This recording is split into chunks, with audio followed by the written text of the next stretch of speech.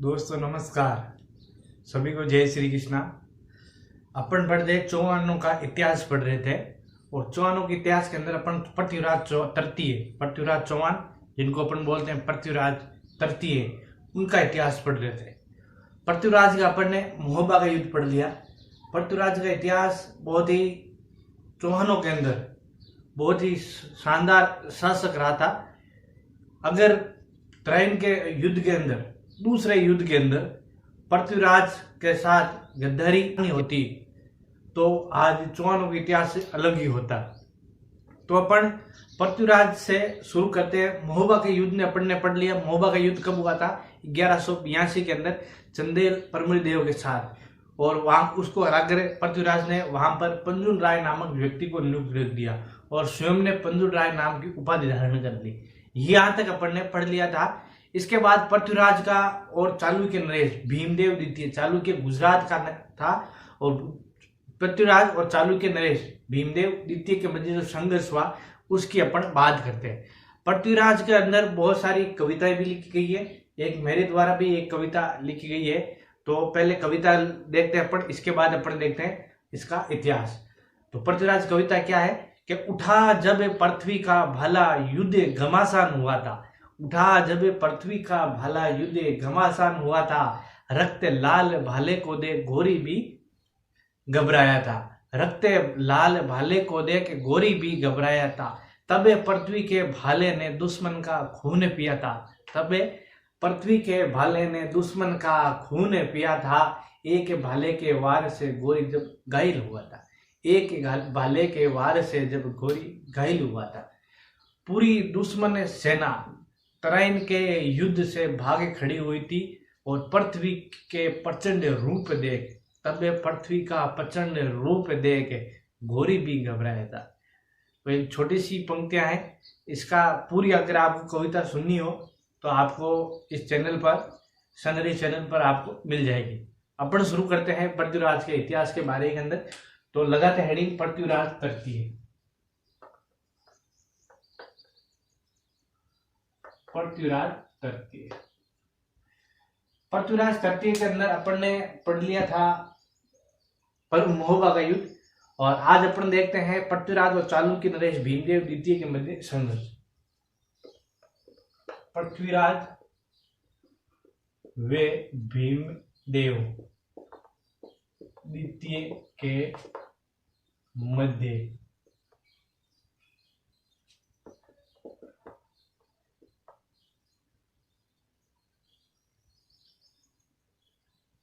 चालुक्य नरेश लिखो यहां तो पता चल जाएगा कौन था ये। चालुक्य नरेश भीमदेव द्वितीय, इन दोनों के मध्य क्या संघर्ष हुआ था? इन दोनों के मध्य संघर्ष का कितने कारण थे? तो 3 कारण थे।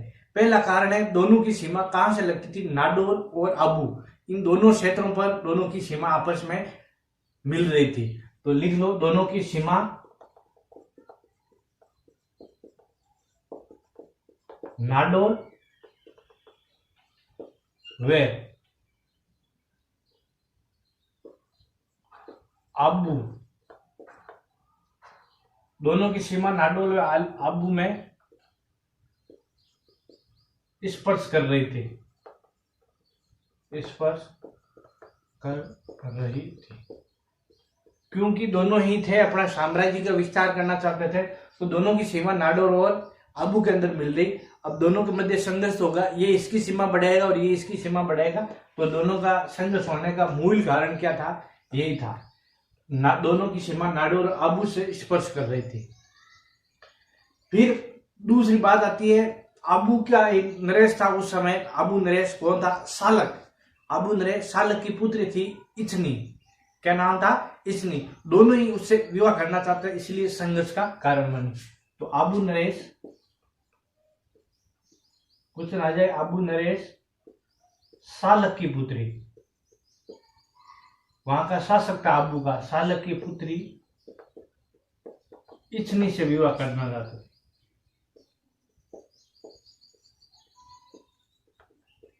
विवाह करना चाहते थे। दूसरा कारण आबू का नरेश कौन था? शालक। इसको थोड़ा ध्यान रखना। तीसरा था भीमदेव ने क्या किया? अजमेर पर आक्रमण कर दिया और नागौर पर अधिकार कर लिया। तो ये भी लिख लेना, भीमदेव ने अजमेर पर अधिकार कर, अजमेर पर आक्रमण कर। इसको थोड़ा ऊपर लिखते हैं अपन।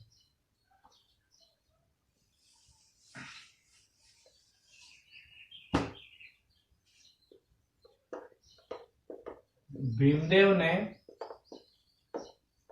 अजमेर पर आक्रमण कर नागौर पर अधिकार कर लिया।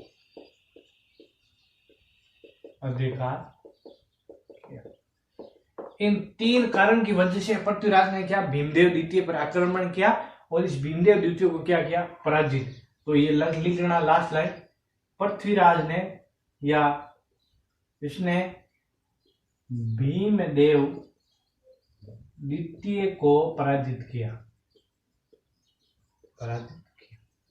मूल कारण तीन थे। दोनों की सीमा लग रही थी नाडोल और आबू के नरेश की पुत्री थी शालक की पुत्री इच्छनी, दोनों से विवाह करना चाहते थे। और भीमदेव ने क्या किया? अजमेर पर आक्रमण, नागौर पर अधिकार कर लिया। ये तीन चीजें अपन को स्पष्ट होनी चाहिए कि इन दोनों का मध्य क्या मूल कारण था। जब एक और बता दूं, सोमेश्वर जब शासक बना था तब इस भीमदेव द्वितीय और चालुक्य नरेश और चौहानों का मध्य मंत्रीपूर्ण संबंध है। दोनों के अंदर रिश्तेदारी भी हो गई। लेकिन जब पृथ्वीराज आया तो भीमदेव ने आक्रमण कर इस क्षेत्र को जीता और वह जो पृथ्वीराज का जो आबू का क्षेत्र था, आबू और नाडू, उस पर अधिकार करना चाहता। इसमें दोनों के मध्य संघर्ष हुआ था।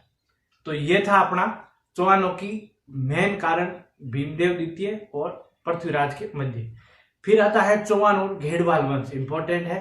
तो शुरू करते हैं अपन चौहान और घेड़वाल वंश।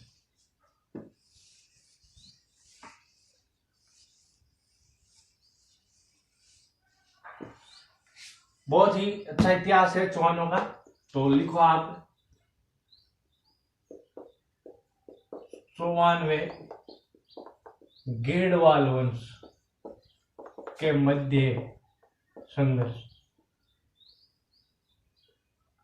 चौहान और घेड़वाल मध्य जो संघर्ष हुआ था उसकी बात करते हैं अपन। यहां पर शासक पहले जब चौहानों का विग्रहराज चतुर्थ शासक था, उस समय घेड़वाल वंश का शासक था विजय चंद्र घेड़वाल के मध्य युद्ध हुआ था। तो थोड़ा सा यहां लिखना देख जाके, विग्रहराज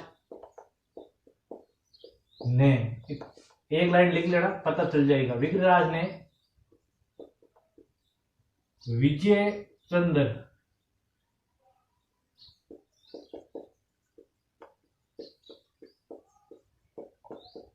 घेड़वाल को पराजित किया। बस घेड़वाल वंश और चौहानों की मध्य दुश्मनी का मूल कारण यहां से इसकी नींव पड़ गई। यहां से नींव पड़ गई तो फिर पृथ्वीराज शासक बना था, क्योंकि विग्रहराज चतुर्थ के बाद है, विग्रहराज चतुर्थ लिख लेना। विग्रहराज चतुर्थ के बाद शक्तिशाली शासक पृथ्वीराज तृतीय भी हुआ। इसलिए दोनों के मध्य दुश्मनी का मेन नींव यहां से हो गई। फिर संघर्ष हुआ था पृथ्वीराज तृतीय और जयचंद्र घेड़वाल। पृथ्वीराज तृतीय वे जयचंद्र घेड़वाल। इसीलिए क्या कहते हैं कि इस घेड़वाल जयचंद्र ने क्या पृथ्वी के साथ गद्दारी की थी। इस जयचंद्र घेड़वाल की एक पुत्री थी कौन? संयोगिता। संयोगिता पृथ्वीराज से प्रेम करती थी। इसीलिए इसने एक पत्र लिखा पृथ्वीराज को कि मैं आपसे विवाह करना चाहती हूं। इस जयचंद्र ने क्या एक स्वयंवर रखा। उस स्वयंवर के अंदर पृथ्वीराज को नहीं बुलाया और बाकी सभी राजाओं को बुलाया गया। सभी राजाओं को बुलाकर तो पृथ्वीराज हुआ नाराज। तो इस जयचंद्र ने इस पृथ्वीराज चौहान की मूर्ति लगा दी। जो राजा महाराजा जो अपने जूते खोलते हैं वहां पर इसकी मूर्ति लगा दी। स्वयंगिता ने क्या किया, उस मूर्ति पर जाके माला पहरा दी और यहां से दोनों का दुश्मनी का कारण हो गया। जयचंद्र ने पृथ्वीराज आया और बड़े दरबार से स्वयंगिता को उठा लिया। पृथ्वीराज आया और स्वयंगिता को बड़े दरबार से उठा लिया और इसके साथ एक विवाह किया था, इसको बोलते हैं गंधर्व विवाह। कौन सा विवाह बोलते हैं इसको? गंधर्व विवाह। और इसने इसके साथ क्या किया? गंधर्व विवाह कर लिया। ये बात चलती है अपने स्वयंगिता विवाह की और इसी से दोनों का दुश्मन की मेन कारण हो गई। और इसका बदला लेने के लिए जयचंद गढ़वाल ने एक टाइम आने पर उसके साथ पृथ्वीराज के साथ गद्दारी की थी और उससे क्या कहते हैं कि भारत माता का खून पिया था भारत के गद्दारों ने। ये कविता है, आप जरूर इसको भी देख लेना, अपन सनरी क्लासेस की चैनल पर मिल जाएगी ये कविता। तो ये बात ही अपने पृथ्वीराज तृतीय और जयचंद गढ़वाल की। फिर बात आती है अपने तराइन के युद्ध की। तराइन का युद्ध हुआ था 1191 के अंदर। कहां पर है तराइन? हरियाणा के अंदर। तो शुरू करते हैं अपन तराइन का युद्ध।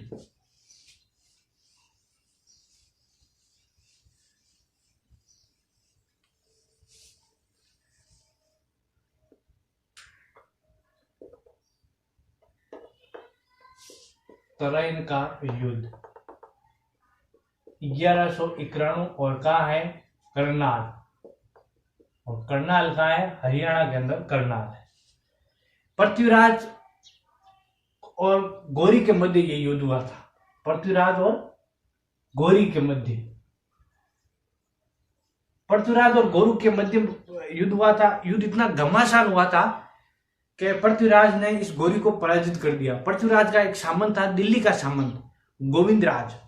तो यहां लिखना पृथ्वीराज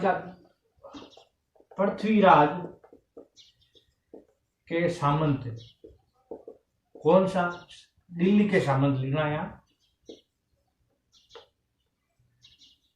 दिल्ली के सामंत गोविंदराज।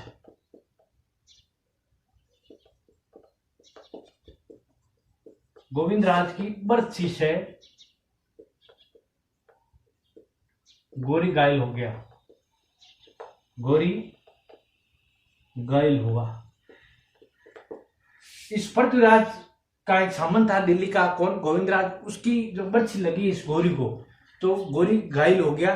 बरछी से जब ये गौरी घायल हुआ तो पृथ्वीराज गौरी भाग गया ठेठ गजनी तक। गौरी कहां तक भाग गया? गजनी तक। और पृथ्वीराज ने क्या किया? इस एक क्षेत्र था तब्बर हिंद, उस पर अधिकार कर लिया। तो इंपॉर्टेंट है, तो लिखो यहां पर पृथ्वीराज ने तब्बर हिंद, एक क्षेत्र है तब्बर हिंद पर अधिकार किया। क्वेश्चन आ सकता है, अधिकार किया। तराइन के प्रथम युद्ध पर पृथ्वीराज किस क्षेत्र पर अधिकार किया? तब्बर हिंद क्षेत्र पर अधिकार कर लिया।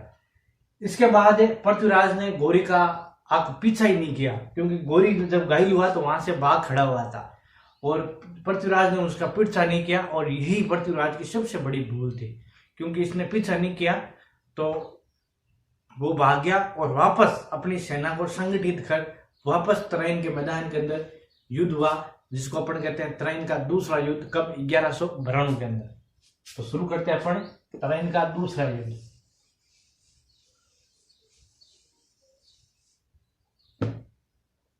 तराइन का युद्ध, तराइन का दूसरा युद्ध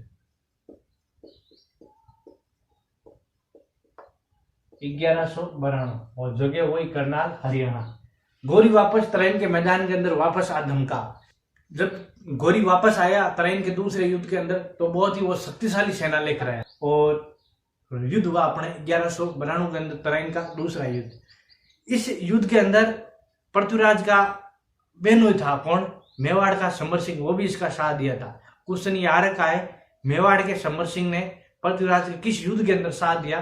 तो तराइन के दूसरे युद्ध के अंदर साथ दिया। जरूर थोड़ा याद रखना, तराइन के दूसरे युद्ध, ये पृथ्वीराज का बहनोई था।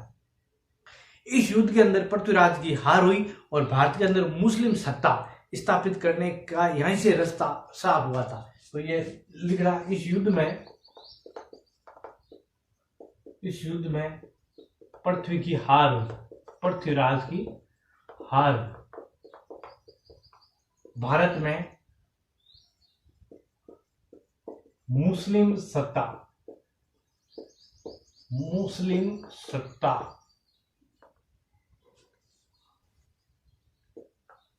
की स्थापना हुई। क्योंकि गोरी यहाँ पर शासक, भारत के अंदर शासक नहीं बना था, उसने अपने गुलाम कुतुबुद्दीन ऐबक को यहाँ का शासक नियुक्त किया था और वो एक गोरी का गुलाम था। क्योंकि गोरी खुद स्वयं के कोई पुत्र नहीं था, इसीलिए भारत ने मुस्लिम सत्ता की स्थापना किस युद्ध के बाद हुई? तराइन के दूसरे युद्ध के बाद के अंदर। तो ये था अपने पृथ्वीराज द्वितीय 1192 के। इसके बाद कहते हैं कि पृथ्वीराज वो गोरी गजनी ले गया। कहां पर ले गया? गजनी। पृथ्वीराज जब गजनी गया, पृथ्वीराज कहां गया? गजनी। पृथ्वीराज को गोरी हराकर साथ में ले गया गजनी, और पृथ्वीराज रासों के अंदर वहां पर गोरी पृथ्वीराज के शब्द भेदी बाण से मारा गया। पृथ्वीराज के शब्द भेदी बाण से मारा गया। और इस पर एक कविता भी लिए 4 बांस 24 गज अष्ट उंगल प्रमाण ता ऊपर बैठा सुल्तान मत चूक चौहान। ये कविता है, फेमस कविता है, चंद्रवर्दय के द्वारा लिखी गई थी। पृथ्वीराज रासों के अंदर इसका अपन को उल्लेख मिलता है। गोरी ने क्या किया? जब अजमेर पर अधिकार कर लिया तो पृथ्वीराज का पुत्र था गोविंदराज, इसको अजमेर का प्रशासक नियुक्त कर दिया। और बाद में गोविंदराज ने रणथंभौर के अंदर चौहान वंश की स्थापना करी थी। ये तो थोड़ा था इतिहास था, इसको भी थोड़ा ध्यान में रखना है। अपन चलते हैं गोरी और पृथ्वीराज के मध्य युद्ध, कितने युद्ध हुए थे? तो अलग अलग किताबों के अंदर अपन को अलग अलग युद्ध के प्रमाण मिलते हैं। तो अपन 3-4 किताबें हैं, उनका अपन देख लेते हैं कौन कितने युद्ध लड़े गए थे। हमीर, सबसे पहले अपन देखते हैं हमीर महाकाव्य के अनुसार। हमीर महाकाव्य के अनुसार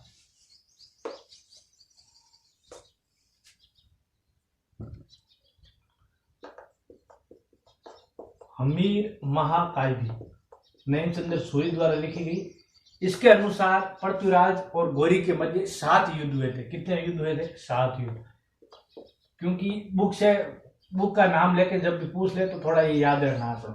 हमीर महाकाव्य के अनुसार पृथ्वीराज और गोरी के मध्य कितने युद्ध हुए थे? 7 युद्ध हुए। फिर आता है पृथ्वीराज प्रबंध। पृथ्वीराज रासो अलग है, पृथ्वीराज प्रबंध अलग है। तो लिखना आप पृथ्वीराज प्रबंध।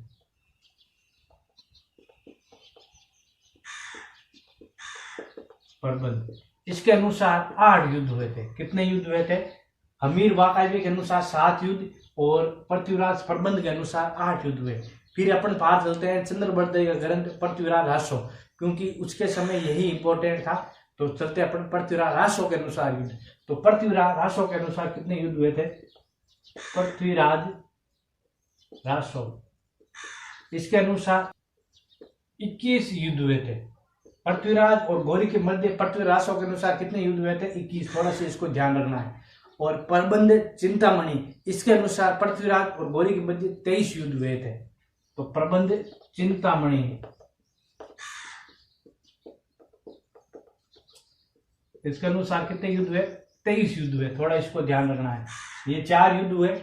हमीर महाकाव्य 4 ये बुक है, उसके अनुसार अलग अलग किसी का नाम लेके अपन को एग्जाम के अंदर पूछ सकता है। थोड़ा इसको ध्यान रखना। हमीर महाकाव्य 7 युद्ध, पृथ्वीराज प्रबंध 8 युद्ध, पृथ्वीराज रासो के अंदर 21 युद्ध और प्रबंध चिंतामणि इसके अनुसार 23 युद्ध हुए थे। ये बात हुई थी अपने इस युद्ध के बारे के अंदर बात।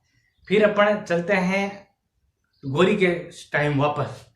तो गोरी के साथ ही ख्वाजा मोइनुद्दीन चिश्ती भारत आए थे।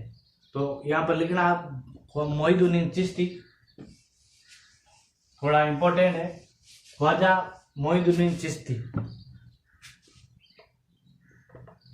ख्वाजा मोइनुद्दीन चिश्ती किसके साथ? गोरी के समय भारत आए थे। गोरी के साथ भारत आए और ख्वाजा ने चिश्ती भारत के अंदर किस संप्रदाय की स्थापना करी? तो चिश्ती संप्रदाय की स्थापना करी। चिश्ती संप्रदाय की स्थापना करी।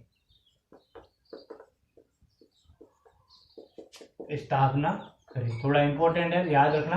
ख्वाजा गोरी के समय भारत आए और चिश्ती संप्रदाय की स्थापना करी। जब ख्वाजा का इंतकाल हो जाता है, मृत्यु हो जाती है, तो ख्वाजा की दरगाह का निर्माण कौन करता है? इल्तुतमिश करता है। तो यहाँ लगना दरगाह का निर्माण, ख्वाजा के दरगाह का निर्माण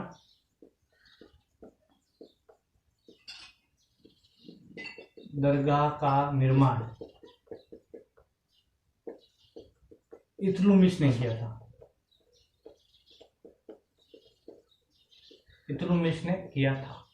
ये था अपने थोड़ा सा ख्वाजा के बारे के अंदर इंपॉर्टेंट फैक्ट। फिर पृथ्वीराज के समय दरबारी कवि इंपॉर्टेंट है, वो भी अपने एक बार कर लिख लेते हैं। तो ये पहले इसको नोट कर लेना, सिंपल तरीके से था। गोरी ख्वाजा मोइनुद्दीन, पूरा नाम लिख लेना, ख्वाजा मोइनुद्दीन चिश्ती गोरी के समय भारत आया था, चिश्ती संप्रदाय की स्थापना करी और दरगाह का निर्माण किसने किया था? इल्तुतमिश ने किया था। फिर अपन देखते हैं इनके दरबारी कवि।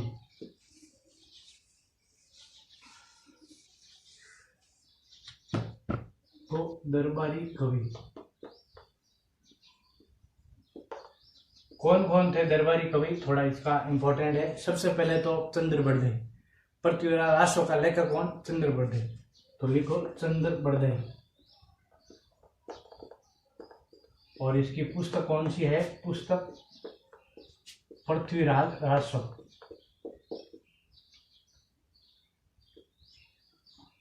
रासो चंद्र बरदई के अनुसार। दूसरा लेखक है पृथ्वीराज विजय का लेखक कौन? जयानक भट्ट। तो अलग लिखो जयानक भट्ट।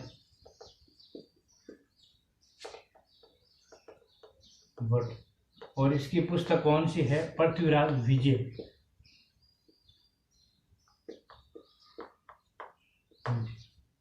जयानक भट्ट की पुस्तक पृथ्वीराज विजय।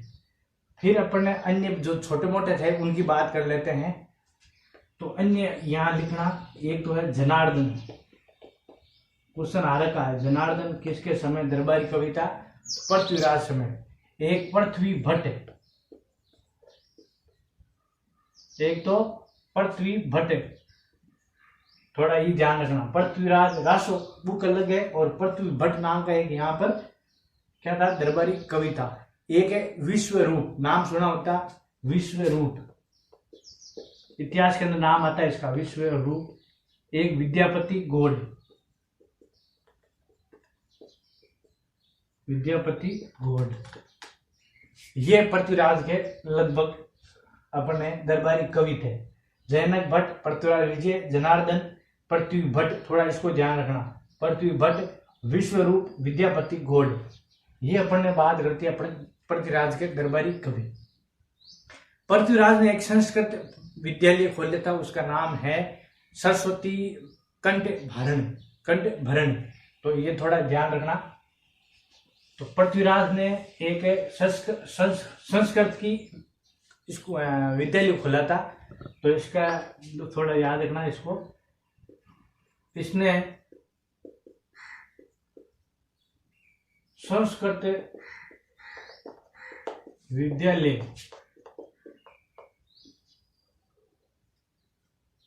बनाया और उसका नाम था, आपने लिख लो,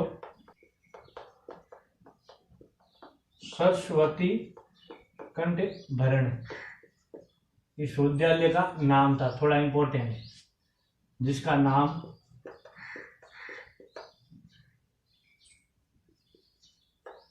क्या था? सरस्वती कंठभरण। इंपॉर्टेंट है, थोड़ा ध्यान रखना।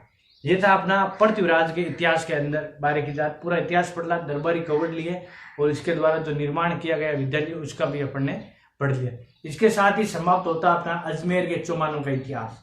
इसके बाद अपन पढ़ेंगे नाडोल के चौहान को इतिहास। और पृथ्वीराज का पुत्र था, जो मैंने आपको बता दिया, रणथंभौर के अंदर चौहान वंश की स्थापना करी थी। इसका अपन पढ़ेंगे, जो रणथंभौर का इतिहास पढ़ेंगे तो इसके बारे के अंदर विस्तार से अपन चर्चा करेंगे।